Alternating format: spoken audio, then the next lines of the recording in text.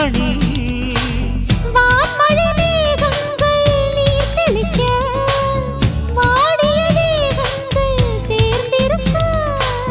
வாலிபராகங்கள் நான் படிக்க நூலிடை தாழாமல் நீ துடிக்க சின்ன பூவை தேன் நிலாவை தொட்டு விளையாட ஆனந்தம் கூடாதோ பாண்டியனின் ராஜ்யத்தில் புயலால வேண்டி நின்ற பைங்கிளிக்கு புயலால கையில் தந்தே கல்யாண மாலை மையல் கொண்டே நான் இந்த வேளை